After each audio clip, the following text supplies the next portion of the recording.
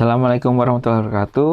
Perkenalkan, nama saya Iksahiro Kresna A, STMT. Saya saat ini menjadi dosen di Prodi S1 Teknik Informatika di Institut Teknologi Telkom Purwokerto. Untuk mata kuliah yang saya ampu adalah mata kuliah jaringan komputer. Mata kuliah jaringan komputer ini dengan kode IF 21221 adalah mata kuliah yang diajarkan di tingkat 2 di semester ganjil atau semester 3. Mata kuliah jaringan komputer itu terdiri dari 3 SKS untuk teori dan 1 SKS untuk praktek. Dan mata kuliah ini adalah mata kuliah yang dijadikan prasyarat untuk mata kuliah keamanan sistem dan jaringan di semester 5. Kemudian untuk syarat pemrosesan data terdistribusi di semester 5 dan jaringan komputer lanjut di semester 6. Di mata kuliah ini memberikan pemahaman tentang konsep-konsep jaringan, saluran komunikasi, protokol jaringan, aplikasi jaringan dan jaringan lokal, internet working, dan perancangan jaringan komputer. Untuk capaian pembelajaran lulusan atau CPL dari prodi yang dibebankan pada mata kuliah ini adalah yang pertama, menguasai konsep teoritis yang memadai terkait cara kerja sistem komputer dan mampu merancang serta mengembangkan berbagai algoritma atau metode untuk memecahkan masalah. Yang kedua, menguasai kemampuan berkomunikasi dengan para pemangku kepentingan atau stakeholder dari berbagai latar belakang. Yang ketiga, mempelajari model baru, teknik, teknologi, dan peralatan untuk menerapkan efektivitas dalam meningkatkan kualitas diri seumur hidup. Yang keempat, menguasai pengembangan sistem operasi. Yang kelima, menguasai topologi dan database jaringan. Nah, untuk korelasi capaian pembelajaran mata kuliah atau CPMK terhadap sub capaian pembelajaran mata kuliah atau sub CPMK adalah mampu membangun jaringan komputer dengan menggunakan protokol TCP/IP. Yang kedua, mampu memahami teknik dan penyelesaian masalah yang berkaitan dengan jaringan komputer. Untuk strategi pembelajaran di mata kuliah jaringan komputer ini ada 3. Yang pertama adalah sinkronus virtual, yaitu tatap muka antara dosen dan mahasiswa. Misal, menggunakan Google Meet, menggunakan Zoom, menggunakan Discord, atau media lain. Yang kedua, bisa juga menggunakan grup WhatsApp atau grup Telegram untuk saling berbagi informasi dan berkomunikasi. Kami juga menggunakan LMS yang disediakan oleh kampus untuk berbagi file, berbagi tugas, berbagi materi, dan berdiskusi. Yang kedua adalah asynchronous independent. Perkuliahan ini tidak dilaksanakan secara tatap muka antara dosen dan mahasiswa, tetapi mahasiswa dapat dilatih untuk melakukan pembelajaran secara mandiri dengan dipandu oleh dosen. Beberapa media yang dapat digunakan adalah PowerPoint, file PDF, video, materi dari YouTube, materi dari podcast dosen, atau media lain yang sesuai dengan kebutuhan pembelajaran. Pada asynchronous independent ini, kegiatan tanya jawab dapat dilaksanakan dengan waktu yang lebih fleksibel. Kemudian yang ketiga adalah asinkronus kolaboratif. Perkuliahan tidak dilaksanakan secara tatap muka antara dosen dan mahasiswa, namun umumnya dilaksanakan secara kolaboratif atau bersama-sama, seperti tes, kuis, tugas, diskusi, tugas kelompok, tugas proyek, forum, dan lain-lain. Untuk komponen penilaian, kami menggunakan 3 komponen. Yang pertama adalah tugas 30%, UTS 25%, dan tugas besar 45%. Selanjutnya, saya akan mempersembahkan sebuah video contoh pembelajaran di kelas untuk mata kuliah jaringan komputer di Institut Teknologi Telkom Purwokerto. Selamat menyaksikan. Oke, Assalamualaikum warahmatullahi wabarakatuh. Selamat datang teman-teman semua. Ya, selamat pagi ya. Sebelum memulai kita akan berdoa menurut keyakinan masing-masing. Berdoa dipersilahkan. Oke, dapat diakhiri. Hari ini kita akan masuk ke pertemuan kedua ya, mengenai mata kuliah jaringan komputer. Nah, untuk goals-nya adalah mahasiswa mampu menjelaskan konsep tentang jaringan komputer, seperti itu. Nah, untuk definisi jaringan komputer sendiri, itu kalau kita berbicara tentang jaringan komputer, itu ada beberapa poin yang perlu diketahui oleh teman-teman semua. Ada yang pertama itu koneksi antar dua device atau lebih. Kemudian jaringan komputer itu terhubung secara fisik atau logika. Kemudian di jaringan komputer itu antar komputer itu bertukar informasi. Jadi dari PC satu ke PC lain atau dari komputer ke device smartphone, device printer. Jadi jaringan komputer ini tidak terbatas komputer ya, tetapi lebih ke sebuah jaringan di mana dia bisa bertukar informasi atau data dari komputer ke smartphone, ke printer, ke scanner, atau ke device-device yang lain, seperti itu. Kemudian terdiri dari klien dan server. Ada klien, dia yang meminta data atau informasi, kemudian ada juga server, dia yang meminta atau menyediakan data atau informasi yang diminta oleh klien, seperti itu. Nah, ini contoh dari jaringan komputer ya, nggak kelihatan ya pointernya. Teman-teman bisa lihat ya di sini, misalnya dari PC A, kemudian ke PC B, di sini ada PC C ke PC D. Nah, mereka itu saling terhubung. Nah, terhubungnya menggunakan apa? Bisa menggunakan access point atau bisa menggunakan kabel LAN. Nah, kalau access point itu biasanya kita menyebutnya wireless ya, atau nirkabel. Kemudian kalau LAN berarti wired atau menggunakan kabel. Untuk client server sendiri ada seperti ini dia. Jadi di sini ada server. Server ini menyediakan data untuk klien-klien ini. Nah, antar server dan klien ketika mereka saling berkomunikasi itulah dari proses jaringan komputer.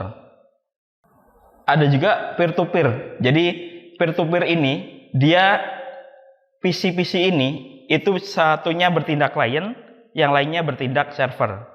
Nah, kalau klien server ini ketika dia server, dia hanya bertindak sebagai server saja.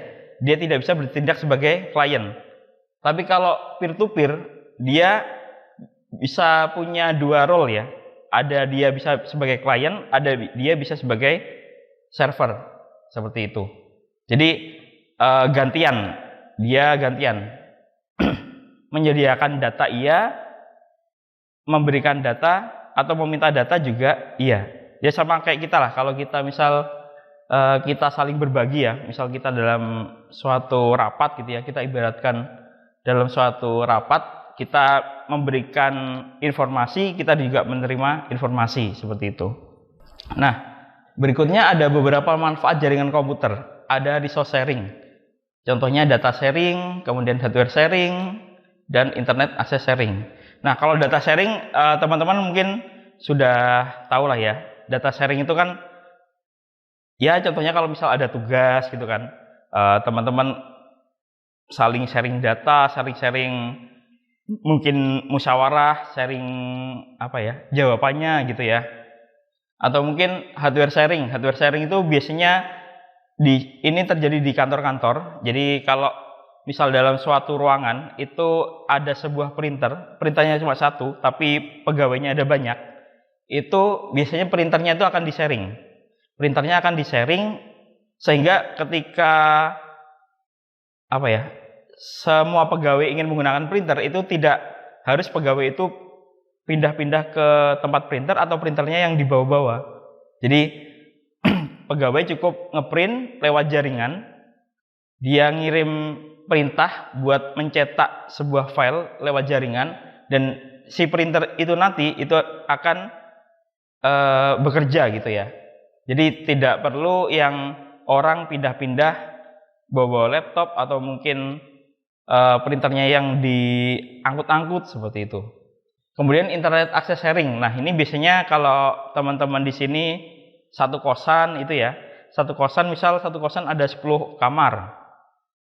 Kan nggak mungkin ya, bukan nggak mungkin biasanya kalau internet access sharing ini, kalau pemilik kos itu pasti langganannya satu aja gitu, satu IndiHome misal. Nah, dari satu akses IndiHome itu atau suatu ID IndiHome itu diakses atau dibagi menjadi sejumlah mahasiswa yang kos di situ gitu. Jadi tidak satu mahasiswa itu nyewa satu ID IndiHome, terus satu mahasiswa lagi nyewa satu ID sampai 10, enggak, tapi cukup satu dan itu akan di-share gitu ya, di-share sejumlah orang yang ada di kos tersebut. Nah, berikutnya adalah untuk connectivity and communication. Mas Prada mungkin bisa berikan contoh untuk manfaat ya. Kira-kira apa ada kalau melihat dari kalimatnya itu? Connectivity dan communication. Iya. Bisa misalkan untuk communication, misal kita menggunakan Zoom untuk meeting, Pak. Oke. Atau Google Meet juga bisa, Pak. Iya, iya. Kemudian email, Pak. Email ya. Juga, Pak. Itu bisa juga. Yang biasa sering dipakai apa yang sekarang? Kalau buat komunikasi orang gitu ya? WhatsApp. WhatsApp ya. Oke. Nah, itu. Terima kasih ya Mas Prada. Jadi betul ya, connectivity and communication itu dengan adanya jaringan komputer itu kita sangat terbantu sekali gitu ya. Kalau dulu kita misal mau ngirim surat atau mau menghubungi teman kita gitu ya, kita harus datang ke rumahnya, malam-malam datang ke rumahnya mengabari sesuatu, atau mungkin pagi-pagi buta gitu ya. Itu harus datang gitu, atau mungkin panas terik gitu, hujan gitu, kita harus datang kalau ingin berkomunikasi. Tapi dengan adanya jaringan komputer, dengan adanya WhatsApp, Telegram, kemudian email gitu ya, kita bisa dari duduk saja, dari tempat kita atau sambil rebahan, kita bisa berkomunikasi gitu dengan orang yang kita tuju. Nah, itu adalah contoh dari kegunaan jaringan komputer untuk kategori connectivity and communication. Kemudian data security and management. Nah, server ya, tadi kan ada klien, ada server. Kalau server itu biasanya ditempatkan di sebuah tempat yang dingin gitu ya, sebuah ruangan khusus untuk server, di mana ruangan tersebut suhunya dijaga sekali, karena server ini bekerja 24 jam non-stop. Dan kalau 24 jam non-stop itu PC biasanya akan panas. Makanya ditempatkan di sebuah ruangan yang dingin. Nah, kalau tidak ada jaringan komputer, itu seorang sysadmin ya, sysadmin atau netadmin itu mereka harus datang ke ruang server tersebut untuk bisa mengakses server, atau mungkin untuk membagi beban server gitu. Kita mengenal yang namanya load balancing. Kita mengenal yang namanya pembagian beban. Jadi kalau misal katakanlah 1 giga kalau ditangani satu server mungkin ada sekitar 1 jam gitu. Tapi kalau 1 giga ditangani 4 server, bisa jadi dibagi menjadi 4 gitu ya. Dibagi bebannya sama, bisa jadi lebih cepat. Mungkin sekitar 15 menit itu bisa selesai. Kemudian ada entertain. Nah, mungkin Mas Rifki bisa berikan contoh, Mas?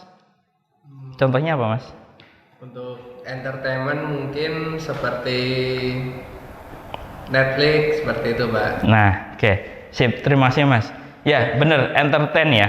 Tanpa jaringan komputer, kita kalau pengen nonton konser, kalau kita pengen nonton apa? Biasanya senangnya apa? Misal, yang sekarang kan Denny Caknan, mungkin BTS, atau mungkin apa, Mbak? Blackpink gitu ya. Nah, itu kan mereka negara asalnya Korea gitu ya. Kalau kita pengen nonton konser nggak ada jaringan komputer, apa yang harus kita lakukan? Kita pengen ngebet banget, kita harus beli tiket, ngurus paspor, visa, apalagi ya kebutuhan hidup di sana gitu ya. Itu biayanya pasti puluhan juta gitu. Tapi dengan ada jaringan komputer, kita cukup menyalakan internet, buka YouTube atau tadi ya Netflix, itu kita dari kamar saja cukup gitu. Kemudian tadi Netflix terus apa tadi ya Mas ya, selain Netflix, Disney ya, kalau nggak salah ya, Disney ya, YouTube gitu ya. Nah, kita seperti tadi ya, pengen nonton ke bioskop gitu, udah beli tiket, antri, belum nanti yang dapatnya posisinya di paling depan, nggak enak kan ya kalau nonton di paling depan gitu kan. Biasanya kan orang milihnya yang belakang. Nah, tapi kalau kita pakai jaringan komputer, kita nonton Netflix, kita nonton Disney, mau nggak ada aturan, mau di depan mau di belakang, kita bisa nyantai. Terus kita bisa misal tiba-tiba pengen makan gitu ya, lapar atau mungkin pengen ke kamar kecil, kita bisa nge-pause gitu, ya kan? Tapi kalau di bioskop kan kita nggak bisa, tiba-tiba ketinggalan. Oh tadi apa ya? Tadi yang kelewat apa ya? Gitu. Inilah fungsi dari jaringan komputer. Kemudian ada tipe-tipe jaringan. Ada personal area network, itu yang paling kecil ya.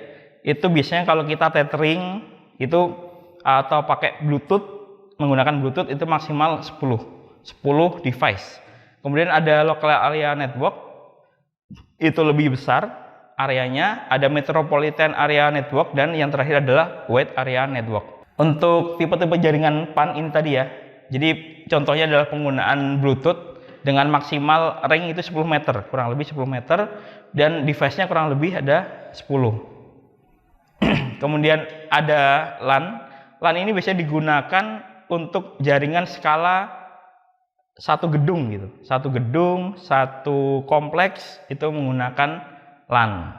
Kemudian untuk MAN, MAN itu adalah gabungan dari beberapa LAN. Contohnya apa? Contohnya ATM. Di sini ATM di Jawa Tengah, ATM kita contoh ambil BRI gitu ya. ATM BRI Jawa Tengah, di Jawa Barat, Jawa Timur, terus Jogja, terus Jakarta gitu.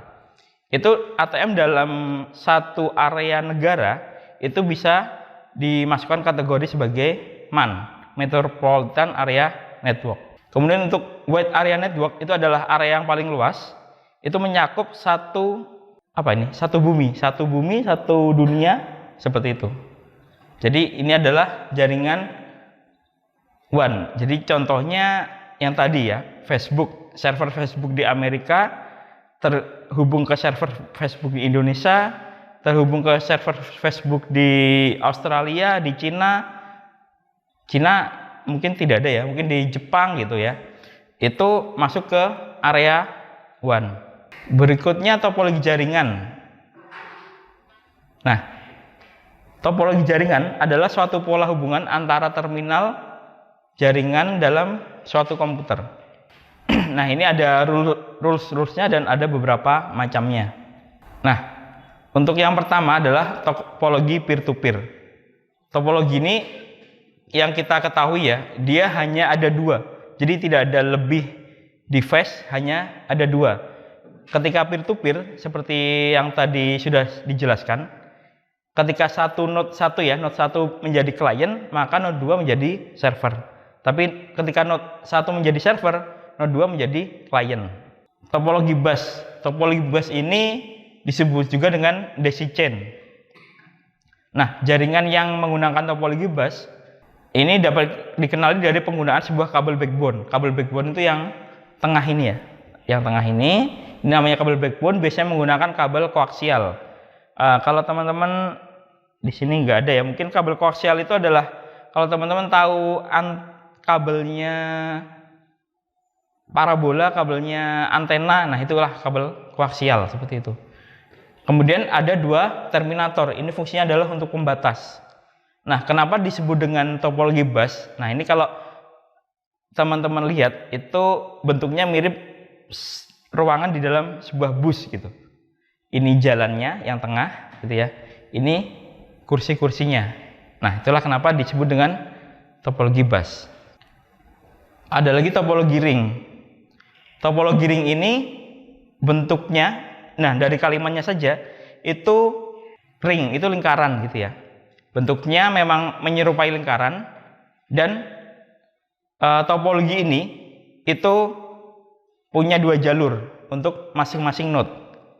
Kenapa dua jalur? Nah, tujuannya itu adalah ketika jalur misal node 5 ke 04 putus gitu ya, putus, dia bisa pakai jalur yang kedua.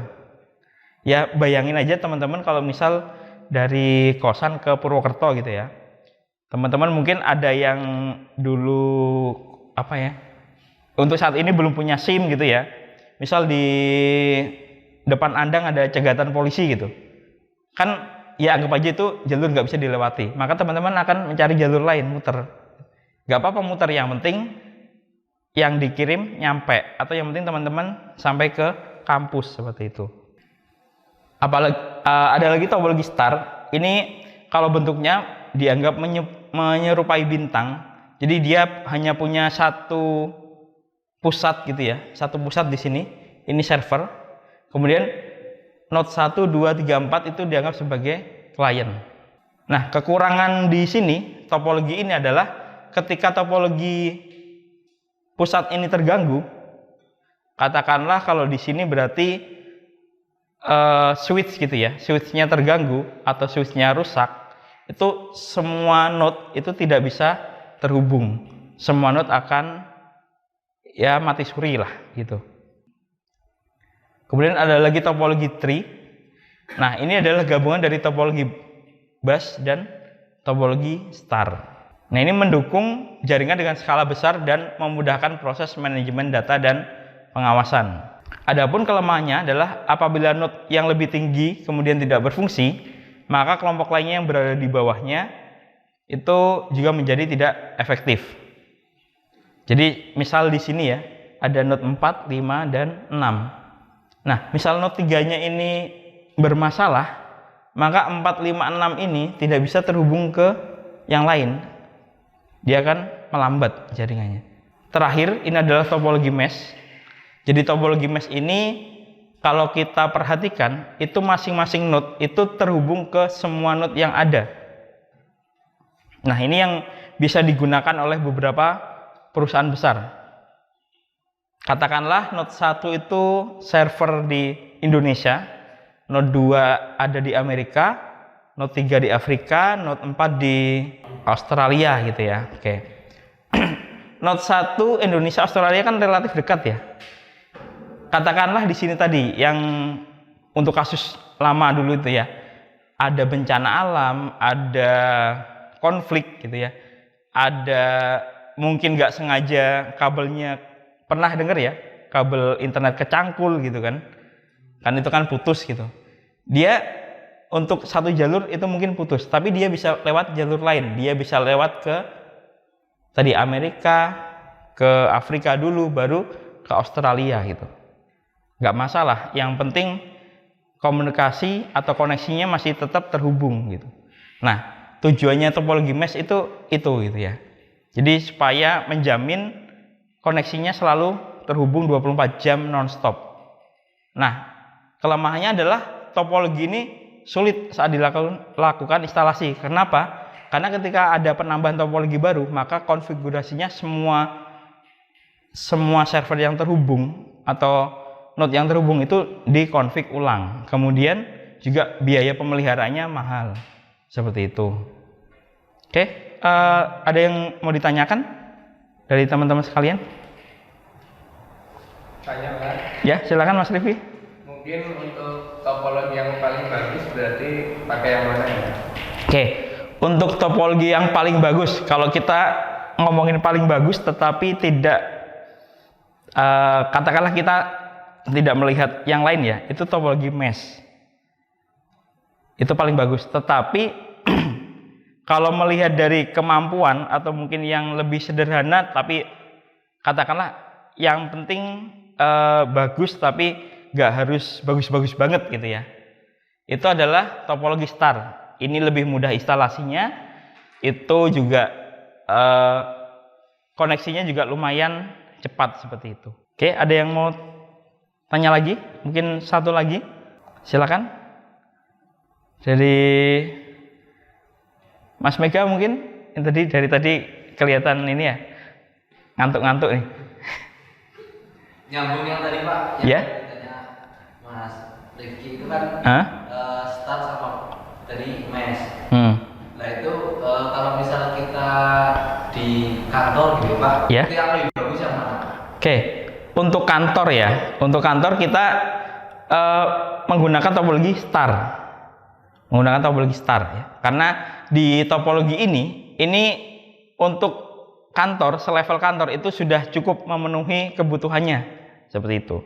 Jadi kan kantor itu PC-nya katakanlah laptop ya, orang kan menggunakan laptop, itu cukup satu saja nyambung ke wireless atau mungkin menggunakan kabel itu nyambung ke switch itu ya, itu cukup. Tapi kalau di kantor itu menggunakan mesh, nah bayangkan saja di laptop itu ada 4 kabel yang nyambung seperti itu kan lebih ribet ya daripada ketika kita menggunakan star, itu cukup satu saja yang nyambung ke jaringan seperti itu. Oke, demikian untuk kelas hari ini ya. Ini ada sedikit tugas.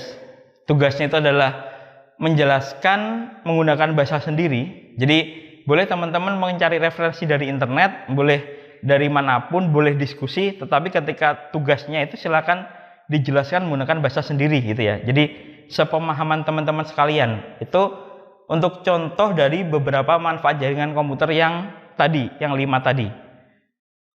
Yang sudah dirasakan sampai saat ini. Jadi setiap orang nanti bisa jadi akan berbeda-beda seperti itu ya. Kalau yang tadi ya, contoh yang langganan Netflix itu bisa nulis gitu, tapi yang nggak langganan ya jangan nulis gitu ya. Ya, jadi yang dirasakan sampai saat ini di sekitar Anda itu. Untuk materi nanti akan saya upload ya, setelah ini saya upload ke LMS, nanti bisa dibaca lagi, bisa dipelajari lagi, dan bisa untuk pertemuan selanjutnya seperti itu. Oke, baiklah teman-teman semua, saya rasa untuk pertemuan materi kali ini kita cukupkan sekian ya. Kurang lebihnya saya mohon maaf. Saya tutup. Assalamualaikum warahmatullahi wabarakatuh. Selamat pagi. Waalaikumsalam warahmatullahi wabarakatuh. Terima kasih Pak. Ya, sama-sama.